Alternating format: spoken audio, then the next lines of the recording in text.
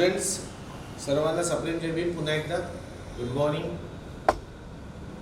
प्रज्ञा प्रबोधिनी क्लासेसमध्ये आपलं स्वागत आहे. रसायनशास्त्राचा वर्ग सुरू आहे. त्यामध्ये आपण रासायनिक अभिक्रिया या चॅप्टरमध्ये आहोत. सर्वप्रथम ऑडिओ आणि व्हिडिओ क्लिअर येत आहे का याच्यासाठी रिप्लाय करा. विद्यार्थ्यांना ऑडिओ ॲज वेल ॲज व्हिडिओ क्लिअर येत आहे का? ऑडिओ व्हिडिओबद्दल रिप्लाय करा विद्यार्थ्यांना. ऑडिओ व्हिडिओ क्लिअर आहे का?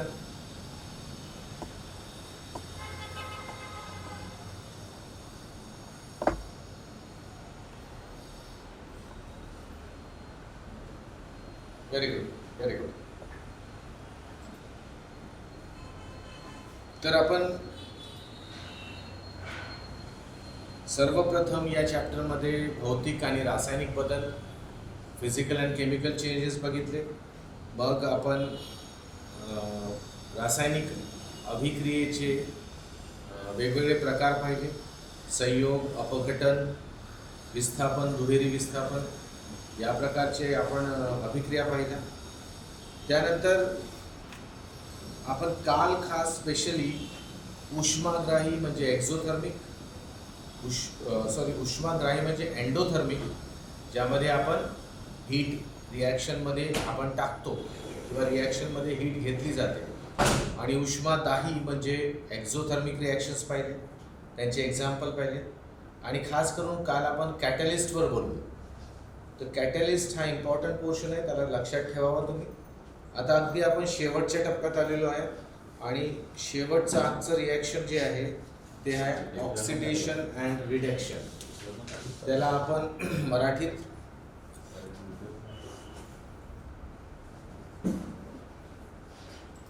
ऑक्सिडीकरण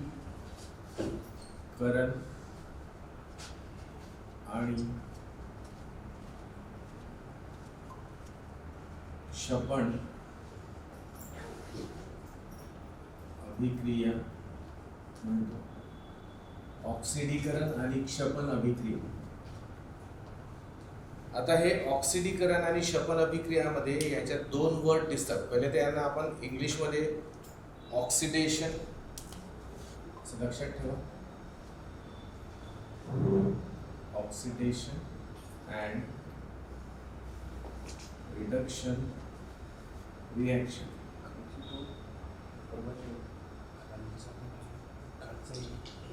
विद्यार्थ्यांनो,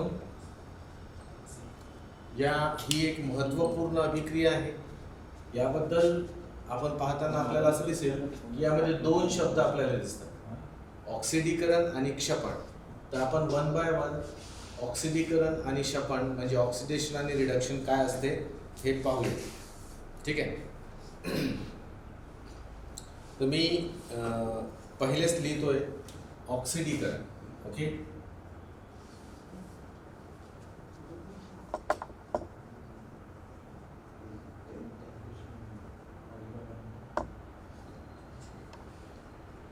ऑक्सिडीकरण अभिक्रिया. तो ऑक्सिडीकरण अभिक्रिया, तर याला आपण डिफाईन कसं करू विद्यार्थ्यांनो? तर असं समजा हे अभिक्रियाकारक आहे,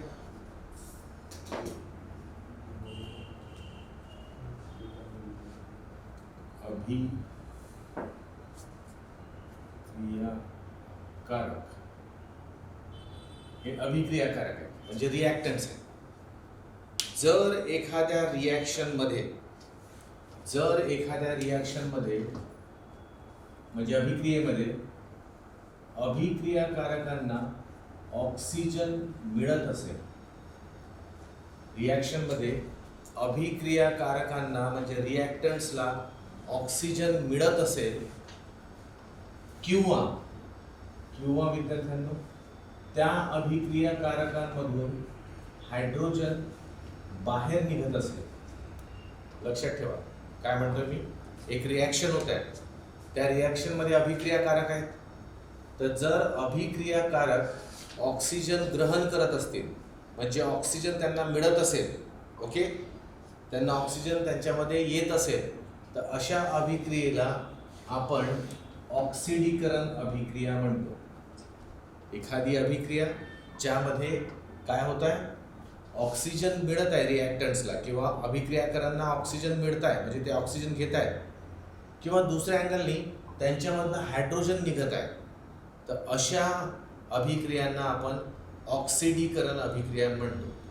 ऑक्सिडीकरण म्हणजे ऑक्सिजन घेणे असं समजायचं, किंवा उलटं करून टाकायचं, हायड्रोजन देणे, ऑक्सिजन घेणे किंवा हायड्रोजन देणे. जसं एक एक्झाम्पल, ही एक अभिक्रिया आहे, 2Mg plus O2 gives rise to twice MgO.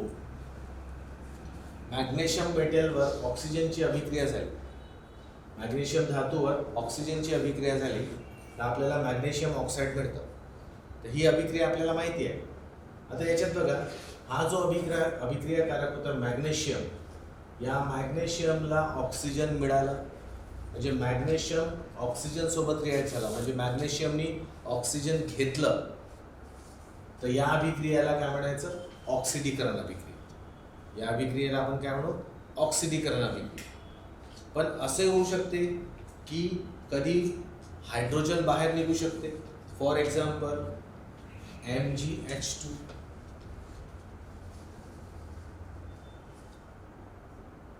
gives rise to Mg plus H2.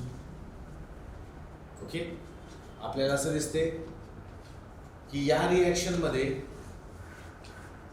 Magnesium हा रिॲक्टंट आहे, हा अभिक्रियाकारक आहे, याच्यामधून हायड्रोजन काय झालाय, वेगळा झाला, हायड्रोजन वेगळा झाला. तर जर ऑक्सिजन अभिक्रियाकारकाला मिळाला किंवा हायड्रोजन वेगळा झाला, तर या दोन्ही अभिक्रियांना आपण काय म्हणू, ऑक्सिडीकरण अभिक्रिया म्हणू. यांना आपण काय म्हणू ना, ऑक्सिडीकरण अभिक्रिया. ओके, आय होप ऑक्सिडीकरण अभिक्रिया तुम्हाला कळली असेल, ऑक्सिजन घेणे किंवा हायड्रोजन देणे. ओके, आता या उलट क्षपन अभिक्रिया पाहू. तर क्षपन अभिक्रिया कशी,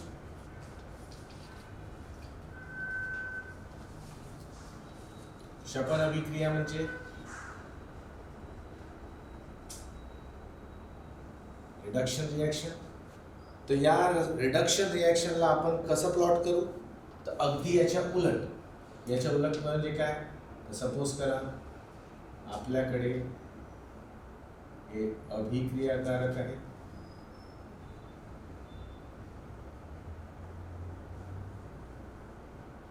या अभिक्रियाकारकांना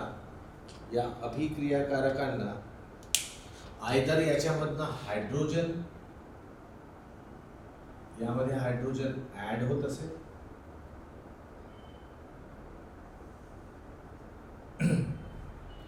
हायड्रोजन ऍड होत असेल किंवा ऑक्सिजन निघून जात असेल. याच्या अगदी उलट, हायड्रोजन ऍड होत असेल किंवा ऑक्सिजन निघून जात असेल, तर या अभिक्रियांना आपण काय म्हणतो, यांना आपण म्हणतो क्षपन अभिक्रिया म्हणजे रिडक्शन रिॲक्शन. अगदी याच्या उलट, अभिक्रिया जेव्हा ऑक्सिडीकरण असेल तर ऑक्सिजन त्यामध्ये सामील होईल अभिक्रियाकारकांमध्ये, पण जर क्षपन अभिक्रिया असेल तर त्यामधनं ऑक्सिजन बाहेर येईल. अगदी उलट सेकंड, हायड्रोजन ऑक्सिडीकरण अभिक्रियेमध्ये बाहेर पडतो, तर क्षपन अभिक्रियेमध्ये तो ॲड केला जातो. जसं फॉर एक्झाम्पल, हीच रिॲक्शन जर आपण उलटी केली, हीच रिॲक्शन, तर आपल्याला असं दिसेल की MgO gives rise to Mg plus O2. यामध्ये आपण याला ट्वाईस लावून देऊ आणि याला ट्वाईस लावून देऊ. तर या रिॲक्शनला आपण उलटं केलं, म्हणजे मॅग्नेशियम ऑक्साईडला आपण अपघटन केलं त्याचं, म्हणजे त्याचं डिकम्पोजिशन रिॲक्शन केली, तर मॅग्नेशियम आणि ऑक्सिजन वेगळा होईल. म्हणजे आम्ही असं म्हणणार की अभिक्रियाकारकामधून ऑक्सिजन काय झाला, लिबरेट झाला. जर अशी रिॲक्शन आपल्याला पाहायला मिळते, ऑक्सिजन ज्यामधून बाहेर पडतो, तर ती अभिक्रिया काय असते, ती अभिक्रिया असते क्षपन अभिक्रिया, म्हणजे त्याला आपण रिडक्शन रिॲक्शन म्हणतो. पण महत्वाची अभिक्रिया कोणती आहे, या दोघांना मिळून बनलेली अभिक्रिया, आणि त्याला आपण म्हणतो ऑक्सिक्षपन अभिक्रिया. ही आहे ऑक्सिक्षपन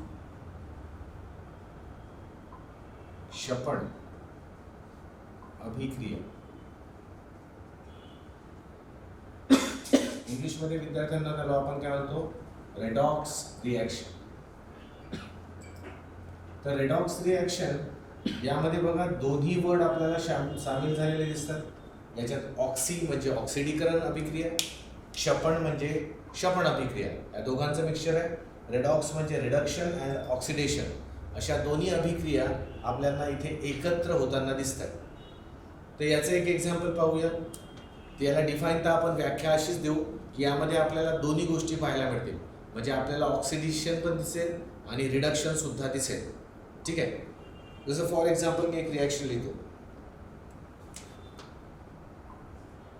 CaSO4 म्हणजे काय, कॉपर सल्फेट. याची रिॲक्शन होत आहे कार्बन सोबत. याची रिॲक्शन कोणासोबत होत आहे, कार्बन सोबत. तर आपल्याला मिळतं CaS म्हणजे कॅल्शियम सल्फाईड आणि त्यासोबत कार्बन मोनोऑक्साईड हा गॅस लिबरेट होतो. ओके. कॅल्शियम सल्फेटची रिॲक्शन कार्बन सोबत केल्यास आपल्याला कॅल्शियम सल्फाईड मिळतं. हा कॅल्शियम सल्फाईड आणि कार्बन मोनोऑक्साईड गॅस हे लिबरेट होतं. आता ही जी रिॲक्शन आहे, या रिॲक्शनला तुम्ही बघाल तर ही रिॲक्शन आपल्याला काय दिसते, तर ही रिॲक्शन आपल्याला रेडॉक्स रिॲक्शन दिसते, म्हणजे ऑक्सिक्षपण अभिक्रिया दिसते. तर इथे थोडंसं आपण बघूया कसं आपल्याला इथे ऑक्सिडीकरण आणि क्षपण या दोन्ही अभिक्रिया दिसते. तर इथे विद्यार्थ्यांनो या दोन गोष्टींना बघा. ठीक आहे. आणि मग या दोन गोष्टींना बघा. आता आम्हाला काय दिसते की हा जो अभिक्रियाकारक आहे कॅल्शियम सल्फेट, या कॅल्शियम सल्फेटमध्ये कॅल्शियम आहे, सल्फर आहे आणि ऑक्सिजन आहे. तर आम्हाला जेव्हा याचे उत्पादिते मिळतात, प्रोडक्ट मिळते, तर त्या प्रोडक्टमध्ये या अभिक्रियाकारकामधून ऑक्सिजन नाहीसा झालेला दिसतो. म्हणजे आम्ही काय म्हणणार की याच्यामधनं ऑक्सिजन निघून गेला, आणि जेव्हा ऑक्सिजन निघून जातो तर ती अभिक्रिया कोणती होते, ती अभिक्रिया होते क्षपण अभिक्रिया. म्हणजे कॅल्शियम सल्फेटला कॅल्शियम सल्फाईडमध्ये जे चेंज केलं ही एक क्षपण अभिक्रिया आहे, म्हणजे रिडक्शन रिॲक्शन. पण त्याच वेळेस आपल्याला असं दिसते की कार्बनला बघितलं, कार्बनचं कार्बन मोनोऑक्साईड झालेलं आहे. तर इथे कार्बनला या अभिक्रियाकारकाला ऑक्सिजन मिळालेला आहे. तर ऑक्सिजन मिळालेला आहे, तर या रिॲक्शनला आपण काय म्हणणार, ऑक्सिडीकरण म्हणणार. ऑक्सिडीकरण अभिक्रिया म्हणणार. म्हणजे आम्हाला एकाच रिॲक्शनमध्ये ऑक्सिडीकरण आणि क्षपण होताना दिसते. इथे कॅल्शियम सल्फेटने ऑक्सिजन बाहेर टाकला म्हणून ऑक्सिजन बाहेर गेला म्हणून क्षपण अभिक्रिया झाली. पण इथे कार्बनने तो बाहेर टाकलेला ऑक्सिजन मिळवला, तो ऑक्सिजन मिळवला म्हणजे ऑक्सिडीकरण अभिक्रिया झाली. तर या दोन्ही अभिक्रिया आम्हाला एकाच ठिकाणी होताना दिसतात, म्हणून या अभिक्रियेला आपण काय म्हणतो, रेडॉक्स रिॲक्शन म्हणजे ऑक्सिक्षपण अभिक्रिया म्हणतो. विद्यार्थ्यांनो एकदा रिप्लाय करा, तुम्हाला ऑक्सिडेशन रिडक्शन रिॲक्शन समजली का? Very good, very good.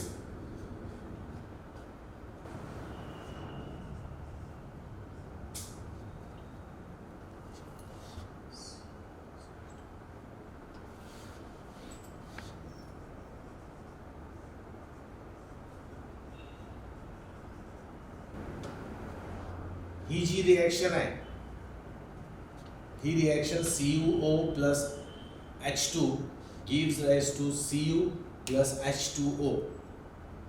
Okay. Cupric oxide plus hydrogen याचं प्रोडक्ट आपल्याला मिळतो आहे कॉपर प्लस H2O. ओके. ही रिॲक्शन ऑक्सिक्षपण म्हणजे रेडॉक्स रिॲक्शन आहे का? ही रिॲक्शन ऑक्सिक्षपण रिॲक्शन आहे का?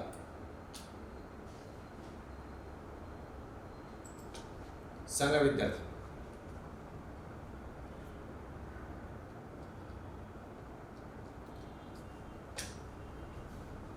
या रिॲक्शनकडे बघा विद्यार्थ्यांनो.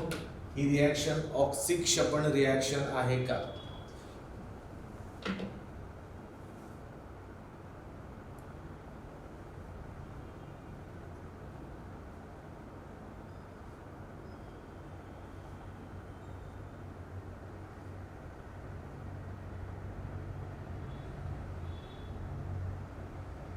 सर्व रिप्लाय करा विद्यार्थ्यांनो,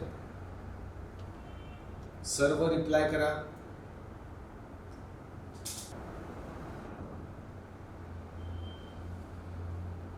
yes, very good, very good, very good. आणखी एक रिॲक्शन लिहितो मी.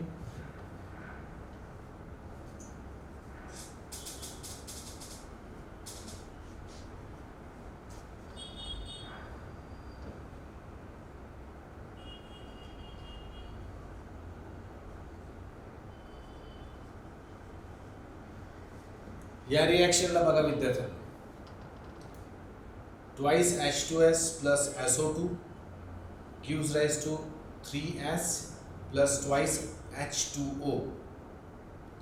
ही रिॲक्शन रेडॉक्स रिॲक्शन आहे का?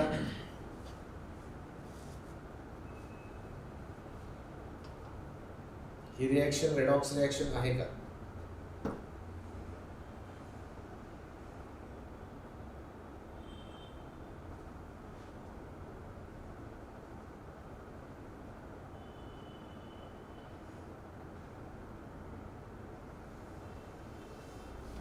येस विद्यार्थ्यांनो सांगा.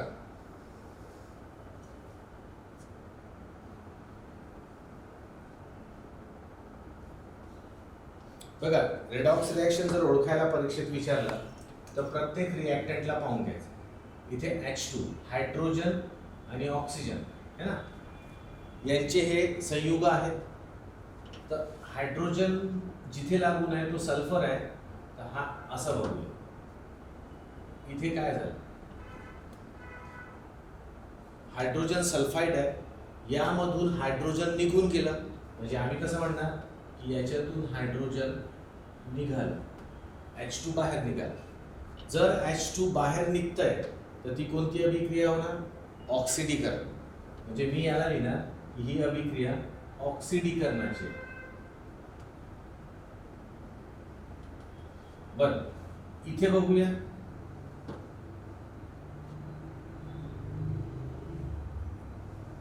One second. येस, SO2 आहे. ओके, इथे आम्हाला दिसतं की इथे SO2 नाही, इथे पण आम्हाला सल्फर पर्यंत जावं लागेल. आता इथे काय झालं, ऑक्सिजन निघाला. बघा, हे दोन्ही सल्फर मिळून 3 सल्फर झाले. म्हणजे ऍक्च्युली हे 2 सल्फर आणि हा 1 सल्फर असं मिळून किती झाले? 3 सल्फर झाले. पण इथून आता सल्फर जो ऑक्सिजन सोबत कनेक्टेड होता त्याला बघूया. तर आम्हाला इथून दिसते की ऑक्सिजन काय झालं, ऑक्सिजन निघालं. जर ऑक्सिजन निघून जाते तर ती अभिक्रिया काय होते? क्षपण अभिक्रिया.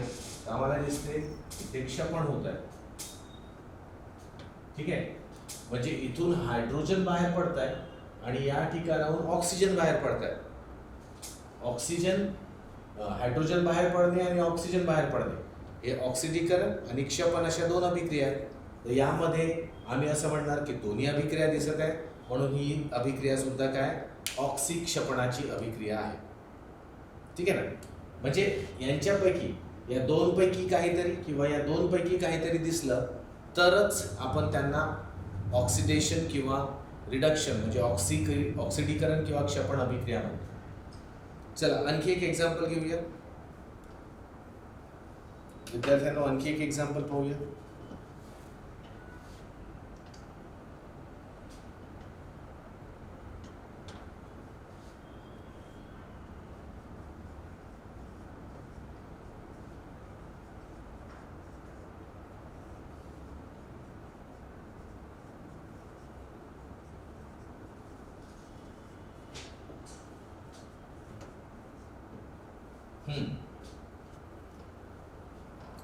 आता ही बघा reaction, manganese oxide plus hydrochloric acid, manganese chloride, water आणि क्लोरीन गॅस लिबरेट होतो. आता याला सांगा, ही ऑक्सिडीकरण अभिक्रिया आहे का?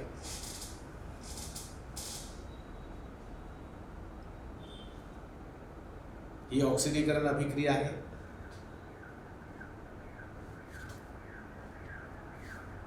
परत बघूया. लक्षात असं घ्यायचं की ऑक्सिजन कुठे आहे आणि हायड्रोजन कुठे आहे हे पाहून घ्यायचं. ऑक्सिजन आणि हायड्रोजन लोकेट केला. आता MnO2 पासनं काय बनलं? MnCl2. म्हणजे ऑक्सिजन निघून गेला. म्हणजे आम्हाला दिसते इथून ऑक्सिजन बाहेर पडला. ऑक्सिजन जेव्हा बाहेर पडतो ती अभिक्रिया कोणती असते? क्षपण असते. तर हे क्षपण झालं इथे. आता इथे बघा HCl आहे. तर Cl कुठं दिसते? इकडे. तर Cl इकडे दिसते आणि Cl इथे सुद्धा दिसते. म्हणजे आम्हाला असं दिसते की याही ठिकाणी क्लोरीन आहे आणि याही ठिकाणी क्लोरीन. ओके, क्लोरीन दोन ठिकाणी. दोन्ही ठिकाणी क्लोरीन असेल, पण हे जे क्लोरीन आपल्याला उत्पादितांच्या बाजूला दिसत आहे, या क्लोरीनमध्ये कुठेच हायड्रोजन लागलेलं नाही आहे. इथे Mn म्हणजे मॅंगनीज लागला आहे, इथे क्लोरीन प्युअरली आहे. म्हणजे इथे हायड्रोजन नाही, इथे हायड्रोजन नाही. म्हणजे आम्ही काय म्हणणार? या ठिकाणाहून हायड्रोजन मुक्त झालं. हायड्रोक्लोरिक ऍसिडमधून हायड्रोजन मुक्त झालं. मग हायड्रोजन जेव्हा निघून जातो तर ती अभिक्रिया कोणती असते? ऑक्सिडीकरण. म्हणजे ही अभिक्रिया आपल्याला ऑक्सिडीकरणाची दिसते. ऑक्सिडेशन ही आहे, रिडक्शन ही आहे. म्हणून ही रिॲक्शन सुद्धा काय होईल? ऑक्सिक्षपणाची अभिक्रिया होईल. म्हणजे ऑक्सिडेशन रेडॉक्स रिॲक्शन होईल. विद्यार्थ्यांना सांगा, तुम्हाला कडून आला? Have you understood?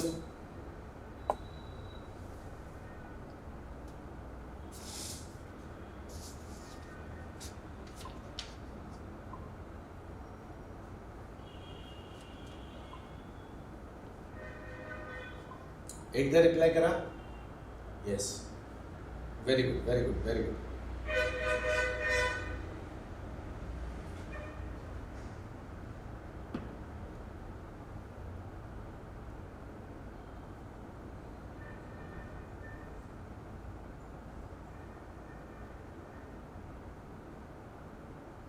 Very good, very good.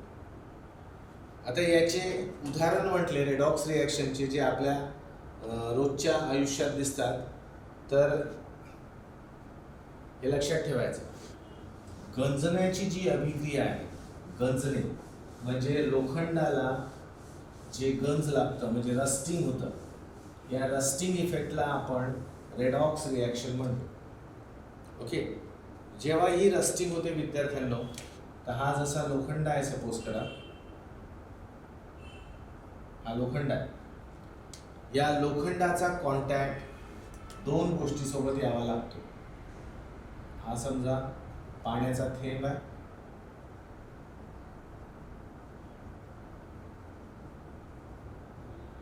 आणि ॲटमॉस्फिअरमध्ये वातावरणामध्ये काय? ऑक्सिजन आहे. तर ऑक्सिजन आणि पाणी यांचा कॉन्टॅक्ट जर लोखंडासोबत होतो तर इथे रस्टिंग तयार होते. जे पापुद्रे तयार होतात गंजण्याचे ते फेरस म्हणजे आयरनचे ऑक्साईड्स असतात. म्हणजे जो प्युअर फॉर्ममध्ये आयरन आहे किंवा कंबाईन फॉर्ममध्ये आहे, तो आयरन वातावरणातील ऑक्सिजन किंवा मॉइश्चर यांच्या दोघांच्या कॉन्टॅक्टमध्ये येऊन तो गंजण्याची अभिक्रिया सुरू करतो. आणि ही अभिक्रिया याला आपण काय म्हणतो? याला आपण म्हणतो रेडॉक्स रिॲक्शन. तर हा एक रेडॉक्स रिॲक्शनचा प्रकार आहे.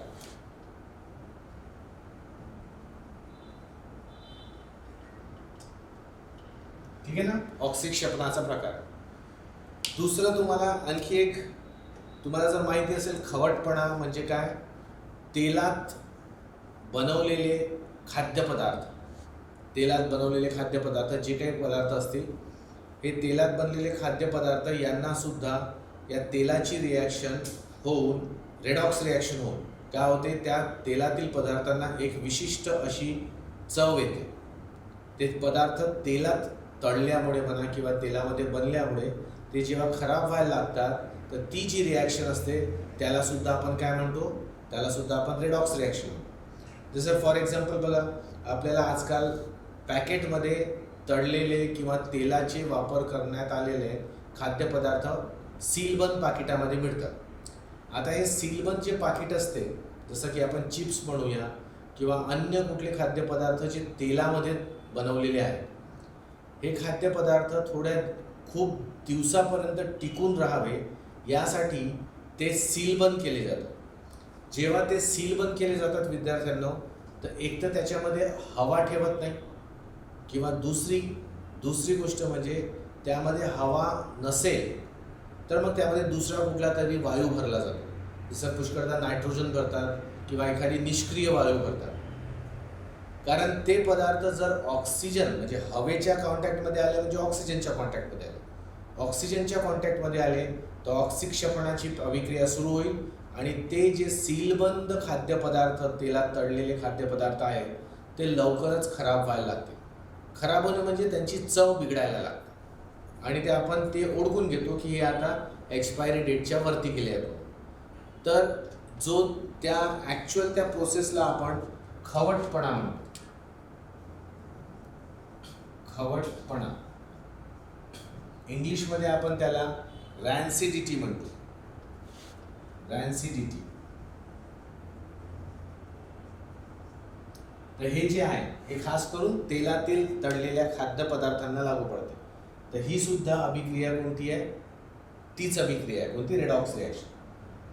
गंज लागणे हे सुद्धा एक रेडॉक्स अभिक्रिया आहे. म्हणजे लोखंडाला गंज लागू नये याच्यासाठी आपल्याला काय करायचं मग? तर आपण एक काम करू शकतो. आपण यांचं कॉन्टॅक्ट, या तिघांचा एकमेकाशी होणारा संपर्क ब्रेक केला तर ऑटोमॅटिक काय होऊन जाईल? गंजणं थांबेल. पण आता हा कॉन्टॅक्ट ब्रेक कसा करायचा? कारण लोखंडाला ऑक्सिजन ते मिळणार, कारण वातावरणात ऑक्सिजन आहेच आहे, नो डाऊट. आणि पाण्याचा थेंब जरी नसेल पण आपल्याला हे माहिती आहे की वातावरणामध्ये वॉटर कंटेंट असते ना, पाणी असतो. पाणी वाफेच्या स्वरूपात वातावरणामध्ये, हवेमध्ये प्रेझेंट असते. त्याचा पर्सेंटेज जरी कमी असेल पण तो पर्सेंटेज आहे. मग यांचा कॉन्टॅक्ट तर होणारच. तर बेस्ट वे आहे की आपण काय करतो, आपण लोखंडाला पेंट करतो, है ना. जर आपण पेंटिंग केली तर ऑक्सिजन आणि पाण्याचा, मॉइश्चरचा कॉन्टॅक्ट लोखंडासोबत येत नाही आणि त्यामुळे लोखंड गळण्याची जी प्रक्रिया आहे, गंजण्याची जी प्रक्रिया आहे म्हणजे रेडॉक्स रिॲक्शन आहे, ती प्रिव्हेंट केली जाऊ शकते. ओके. तर हे रेडॉक्स रिॲक्शनचे आपल्या रोजच्या आयुष्यातले प्रकार आहेत. तर विद्यार्थ्यांनो एकदा रिप्लाय करा, रेडॉक्स रिॲक्शन तुम्हाला पूर्णपणे समजलाय? एकदा रिप्लाय करा. Very good, very good. 1 minute.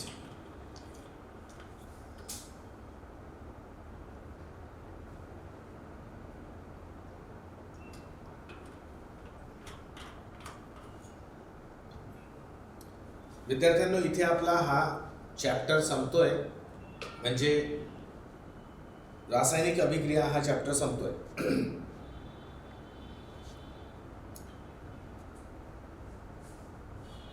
त्यानंतर आपला नेक्स्ट टॉपिक आहे आम्ल, आम्लारी आणि क्षार.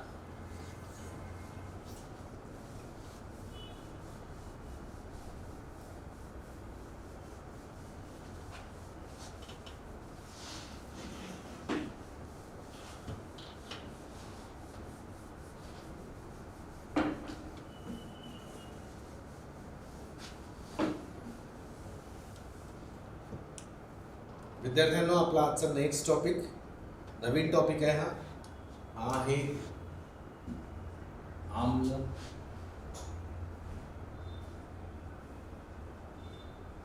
आम्लारी आणि क्षार. इंग्लिशमध्ये याला आपण म्हणतो विद्यार्थ्यांनो ऍसिड, बेस आणि सॉल्ट.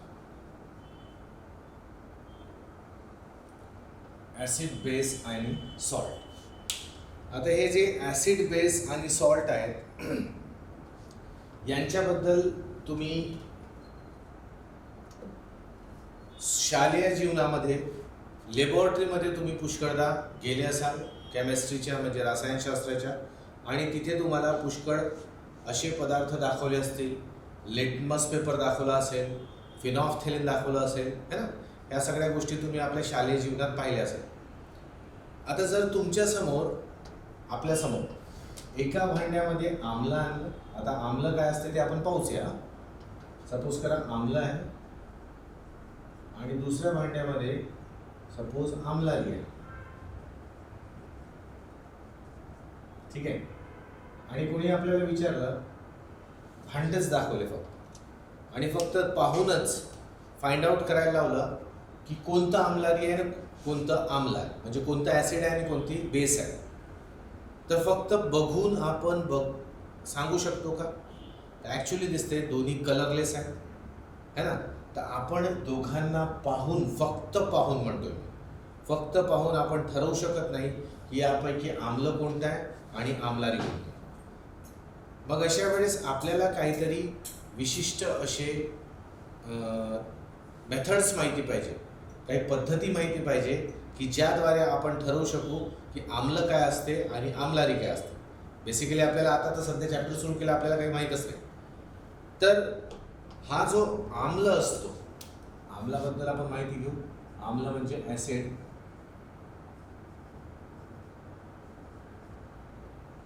हा जो आम्ल असतो हा चवीला आंबट असतो. आम्ल जे काही असते ते चवीला आंबट असते. मग जर आम्ल चवीला आंबट आहे तर मग विद्यार्थ्यांनो आठवा की ज्या ज्या वस्तू आपण खातो, है ना, आणि त्या आंबट जर असतील तर त्याला आम्ही कोणत्या कॅटेगरीत टाकून देऊ? तर त्याला टाकून देऊ आपण ॲसिडच्या कॅटेगरी. म्हणजे आता बघा, आजकाल तुम्हाला कोरोनाच्या कालावधीमध्ये एक गोष्ट नेहमी सांगितली जाते की लिंबू पाणी प्या म्हणून. लिंबू पाणी प्यायला का लावतात? कारण लिंबू हा आंबट पदार्थ आहे आणि तो एक सिट्रस फ्रूट आहे. तो जो ॲसिड निर्माण करतो, तो जो आंबट लागतो, लिंबू आठवा तुम्ही त्याची टेस्ट आंबटच असते. तर तो जो आंबट पदार्थ आहे त्यामध्ये सिट्रस ॲसिड आहे आणि तो आंबट आहे म्हणून त्याच्यामध्ये त्याला आपण काय म्हणणार की तो एक ॲसिडचं उदाहरण आहे. तर जीही वस्तू आपल्याला चवीला आंबट लागते, ठीक आहे, त्याला आपण ॲसिड असं म्हणतो. ओके, आंबट असले. बरं, आपल्याला कोरोना कालावधीत का बरं विटॅमिन सी खायला लावत आहेत? विटॅमिन सी याच्यासाठी खायला लावत आहेत कारण त्यामुळे आपली प्रतिकारात्मक क्षमता, डिफेन्सिव्ह पॉवर, इम्युनिटी वाढते, है ना. म्हणून तुम्ही सुद्धा त्याचं सेवन करत चला, कोरोना वाढतोय. दुसरी ओळख आहे की आम्लाद्वारे निळा लिटमस पेपर लाल. आता लिटमस पेपर काय आहे तर तुम्ही पाहिलं असेल आपल्या लॅबोरेटरीमध्ये असे एवढे स्ट्रिप्स राहायचे, है ना. ते लायकन या झाडापासून बनलेल्या कागदाने बनवलेलं ते लिटमस पेपर असते.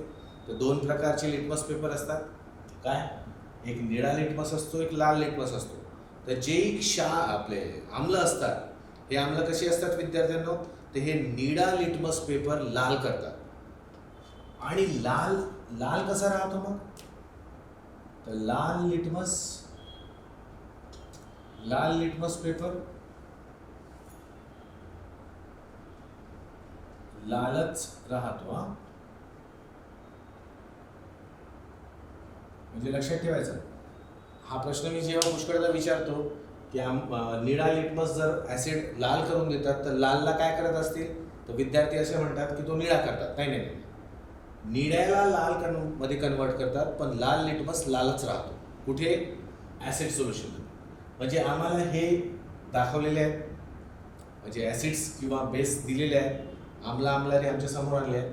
आता यांना चव करून पाहू जर आपण. आता सगळेच आम्ल आपण चव करू शकत नाही, काही कॉन्सन्ट्रेटेड असतात ते आपण जिभेवर घेऊ शकत नाही. मग अशा वेळेस आपण काय करतो, तर लिटमस पेपरची टेस्ट लावतो. दोन्ही याच्यात आम्ही लिटमस पेपर बुडवून पाहिला. ज्यामध्ये निळा लिटमस पेपर लाल होईल तो ऑटोमॅटिक त्याला आपण काय म्हणणार, ॲसिड म्हणणार. त्यानंतर आणखी एक पद्धत अवलंबण्यात आली. कोणती? ती अरेनियस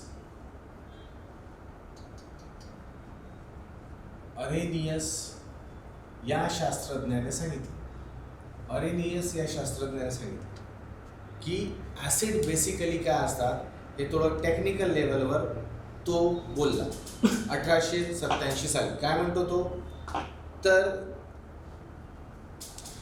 एखादं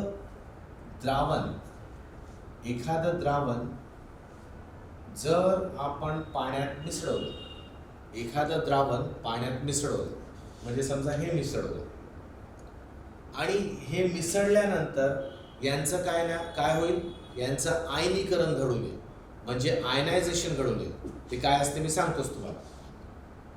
आणि आयनायझेशन झाल्यानंतर जर त्याच्यामध्ये हायड्रोजनचे आयन निर्माण होताना जर आपल्याला दिसत आहे, तर ते द्रावण, ते सोल्युशन ॲसिड आहे असं समजायचं. काय म्हटलं त्याने, की एखाद्या द्रावणाला पाण्यात विरघळवले असता, म्हणजे जसं उदाहरणार्थ पाहू, सपोज करा एक HCl हे द्रावण आहे, HClचं द्रावण. याला जेव्हा आपण पाण्यात टाकले, हे पाणी आहे विद्यार्थ्यांना, तर ॲक्च्युली काय होते, हा जो HCl आहे हा आयनिक कंपाऊंड आहे, म्हणजे हा आयन फॉर्मेशननी बनलेला आहे. तर यामध्ये आपल्याला असं दिसते की हा कंपाऊंड, हा संयुग जेव्हा पाण्यात येतो तर पाण्यात विरघळल्यावर याचं आयनीकरण होते. आयनीकरण म्हणजे आयनायझेशन, त्याला आपण डिसोसिएशन पण म्हणतो. म्हणजे याचे जे आयन्स आहेत ते वेगवेगळे होतात. तर कसे वेगळे होतील, तर हा जो पॉझिटिव्ह आयन आहे H+ तो वेगळा, आणि हा जो क्लोरीन आहे तो नेगेटिव्ह आयन तो वेगळा. तर आयन्स पाण्यात आल्यानंतर वेगवेगळे होतात, आणि आम्हाला वेगवेगळे झालेल्या आयन्सला बघितलं तर यामध्ये H+ आयन आम्हाला निर्माण होताना दिसत आहे ना, H+ आयन्स निर्माण होताना दिसत आहे. तर अरेनियसच्या सिद्धांतानुसार त्याने काय म्हटलं, त्याने हे म्हणाला की एखाद्या द्रावणाला पाण्यात विरघळवले आणि तिथे जर आम्हाला H+ आयन्स तयार होताना जर दिसत असतील तर त्या द्रावणाला तुम्ही आम्ल म्हणू शकता. म्हणून HCl ला आपण आम्ल म्हणजे ॲसिड म्हणतो. HCl ला आपण आम्ल म्हणजे ॲसिड म्हणतो. आणि चौथी एक गोष्ट जी आहे ती आपण नंतर डिटेलमध्ये पाहणार आहोत, की जे काही पदार्थ असतात, जे कोणतेही पदार्थ असतात ज्यांचा pH म्हणजे त्याला आपण सामू म्हणतो. सामू हा 0 ते 6.9च्या दरम्यान असतो. 0 ते 6.9च्या दरम्यान असतो. pH व्हॅल्यू काय विद्यार्थ्यांनो आहे आता बोलत नाही मी, हे आपण नंतर उद्या किंवा उद्याच्याच क्लासमध्ये मी तुम्हाला pH डिटेलमध्ये सांगणार आहे. तर pH व्हॅल्यू ज्याची या रेंजमध्ये असते ते पदार्थ, सर्वचे सर्व पदार्थ काय असतात, ॲसिड असतात, म्हणजे आम्ल असतात. तर काय काय पाहिलं विद्यार्थ्यांनो, तर आम्ल चवीला आंबट, यामध्ये निळा लिटमस लाल करून देतात.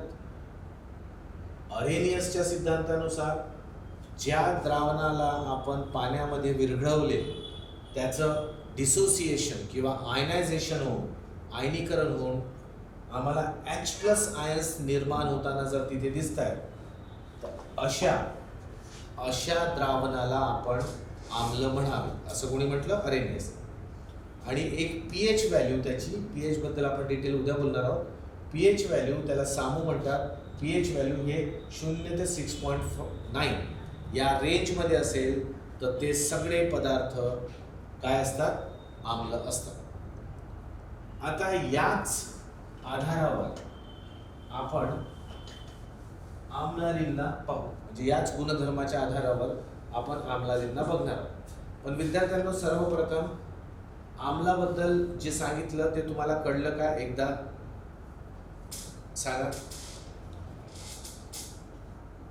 एकदा रिप्लाय करा, हॅव यू अंडरस्टूड?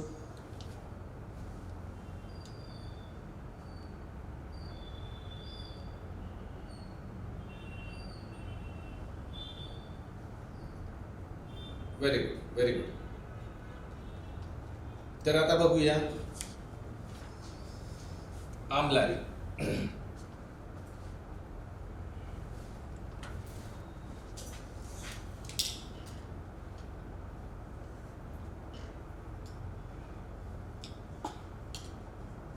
आमलारी म्हणजे बेस.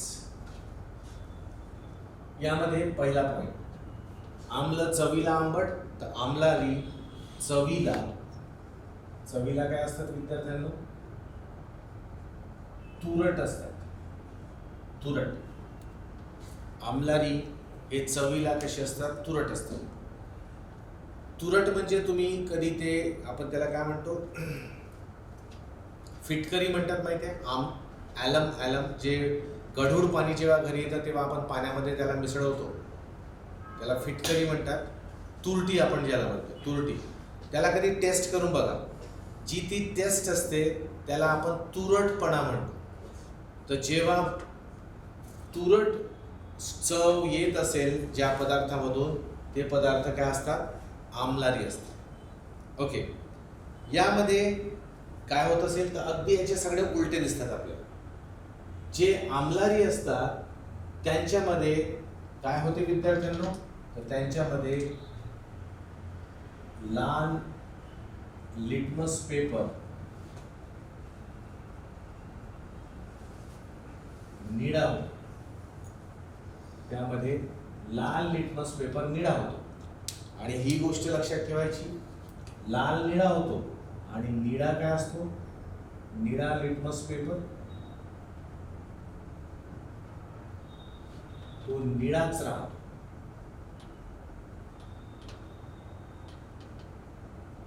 म्हणजे लालचा निळा होईल, पण निळ्याचा काय राहील? निळाच राहील. इथे अगदी उलट व्हायचं. निळा लिटमस लाल जर झाला तर तो आम्ल, लाल लिटमस पेपर निळा जर झाला तर तो आम्लारी. ठीक आहे, असा गुणधर्म दिसतो. मग पुन्हा अर्हेनियसचा सिद्धांत येईल. तर अर्हेनियसच्या सिद्धांतानुसार कोणत्या द्रावणाला आपण बेस किंवा आमलारी म्हणायचं? तर त्याने सांगितलं आहे अर्हेनियसच्या सिद्धांतानुसार की जर सपोज एखाद्या द्रावणाला आपण पाण्यामध्ये टाकलं, जसं me for example NaOH, sodium hydroxide. Okay, इथे हायड्रोक्लोरिक हा ॲसिड होता, इथे काय घेतलं? सोडियम हायड्रॉक्साईड घेतलं. या द्रावणाला आपण पाण्यात मिसळवलं, म्हणजे हे सपोज करा हे पाणी, पाण्यात मिसळवलं तर पुन्हा तेच होईल. काय? एक प्रकार होतो आयनायझेशन, म्हणजे आयनीकरण. आयनायझेशन होतं म्हणजे काय? आयन्स असे तुटतात एकमेकांपासून. ओके, ते वेगवेगळे होतात. आता वेगवेगळे होतात म्हणजे ॲक्च्युली काय होईल? या ठिकाणी आपल्याला दिसेल की सोडियम हा पॉझिटिव्ह आयन वेगळा होईल आणि OH हा OH जो नेगेटिव्ह आहे याला हायड्रॉक्सी आयन म्हणतात. OH आयन जो असतो त्याला आपण हायड्रॉक्सी आयन म्हणतो. हायड्रॉक्सी म्हणजे हायड्रोजन आणि ऑक्सिजन यापासून बनलेला हायड्रॉक्सी आयन, तो वेगळा होतो. तर आपल्याला असं दिसते की या ठिकाणी या द्रावणामध्ये OH आयन्स जास्त प्रमाणात आम्हाला दिसतात. OH आयन काय? जास्त प्रमाणात दिसतात. तर ज्या द्रावणामुळे, ज्या द्रावणाला आपण पाण्यात विरघळवले असता आम्हाला OH आयन्स जास्त प्रमाणात दिसायला लागतात, अशा द्रावणाला सुद्धा आपण काय म्हणतो? आम्लारी म्हणजे बेस म्हणतो. अशा सोल्युशन्सला आपण बेस म्हणतो. तर हे एक बेस आहे. काय? सोडियम हायड्रॉक्साईड हा एक बेस आहे, म्हणजे आम्लारी आहे. आणि pH बाबतीत बोललं तर pHच्या बाबतीत जर आपण बोललं तर pH याची व्हॅल्यू म्हणजे त्याच्या सामूची व्हॅल्यू, सामू हा मराठी वर्ड आहे pHला, त्याची व्हॅल्यू आम्हाला दिसते विद्यार्थ्यांनो 7.1 पासनं ते 14 पर्यंत. 7.1 ते 14 या रेंजमध्ये जर कोणत्याही द्रावणाची pH व्हॅल्यू येत असेल तर त्याला आपण काय म्हणतो, ते आपल्यासाठी आम्लारी असतात. तुरटी खाल्ली तर आम्लारी शमते का? हो, थोड्या अधिक प्रमाणात होते विद्यार्थ्यांना. विनय, आम्लारी म्हणतो, ऍसिडिटी क्षमते का? होते होते.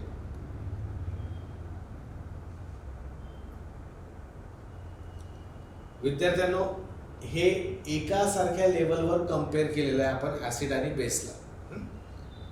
तर एकदा याच्यावर रिप्लाय करून द्या की तुम्हाला ऍसिड आणि बेस यांच्या रिलेटेड जे आता सांगितलं आहे, ओळख सांगितली आहे, ऍसिडची ओळख आणि बेसची ओळख, हे तुम्हाला कळून आलं? एकदा रिप्लाय करा students. Very good, very good.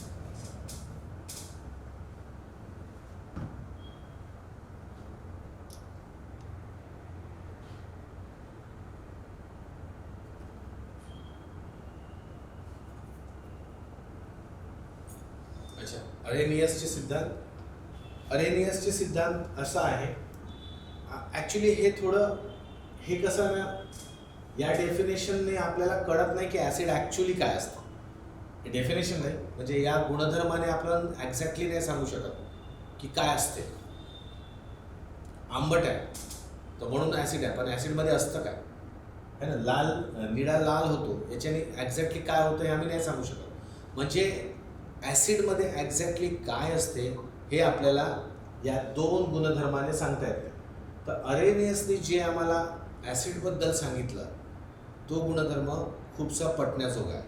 काय म्हणतो अरेनियस, की एखादी द्रावण आपण आणलं है ना, सपोज करा कोणी HCl आणलं, ओके, कोणी H2SO4 आणलं, कोणी HNO3 आणलं. हे बघा, हे तीनही फेमस आम्ल आहेत, ॲसिड्स आहेत. काय आहेत? हा हायड्रोक्लोरिक ॲसिड, हा सल्फरिक ॲसिड, हा नायट्रिक ॲसिड. आणखी जितके तुम्हाला ॲसिड्स माहिती असतील ते ॲसिड्सला तुम्ही बघा, त्यामध्ये तुम्हाला H नक्की दिसणार. हा H जो असतो हा पॉझिटिव्ह आयन असतो.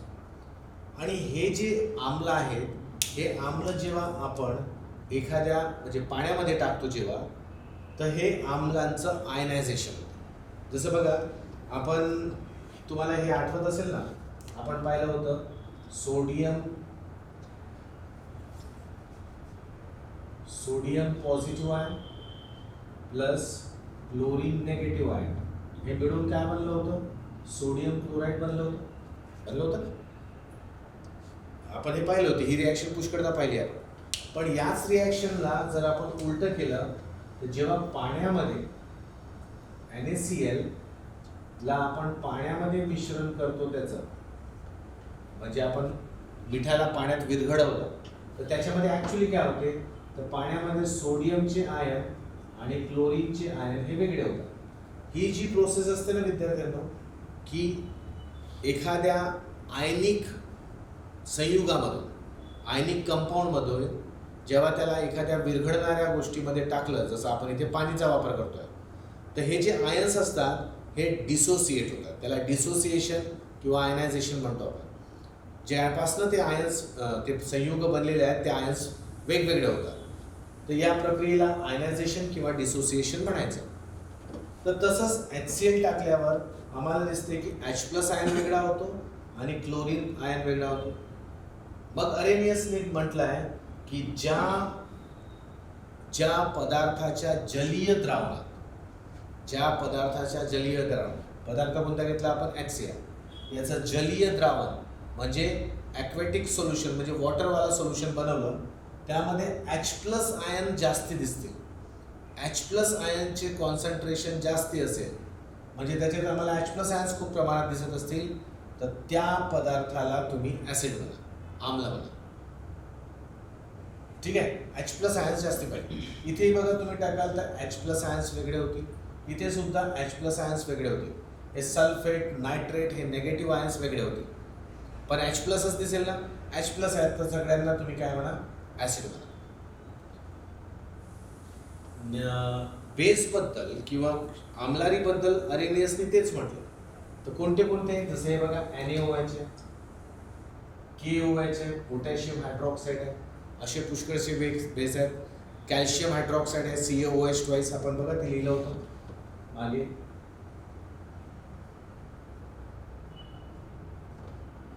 कॅल्शियम हायड्रॉक्साईड हे सगळे काय आहेत विद्यार्थ्यांनो, हे वेगवेगळे बेस आहेत. आता तुम्ही जेव्हा कुठलाही बेस बघाल, बेस म्हणजे आम्लारी, तर त्याच्यामध्ये तुम्हाला OH आयन्स दिसतील. तर अरेनियसचं असं म्हणणं होतं की कुठल्याही पदार्थाच्या जलीय द्रावणात, म्हणजे पाण्यावाल्या द्रावणामध्ये जर आपण तो पदार्थ म्हणजे जलीय द्रावणात बनवला, तर तिथे जर आम्हाला OH मायनस आयन्सचं कॉन्सन्ट्रेशन जास्त दिसत असेल, म्हणजे OH मायनस आयन्स आपल्याला जास्त प्रमाणात दिसत असतील, तेव्हा त्या पदार्थाला तुम्ही आम्लारी म्हणायचं. म्हणून या बेसिसवर आपण NaOH ला काय म्हणतो, बेस म्हणतो.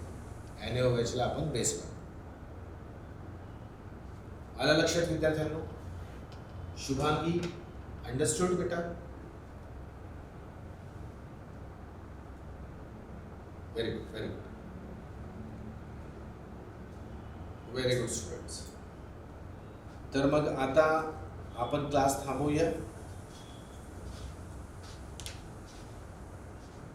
आता यानंतरचं जे नंतरचं डिटेल्स आहेत, चॅप्टर छोटा आहे, लवकरच संपेल, पण उद्या आपण pH बघूया. पहिले ॲसिड आणि बेसिसचे गुणधर्म पाहिल्यानंतर pH बघूया, ओके, आणि त्यानंतर मग क्षार सुरू करूया.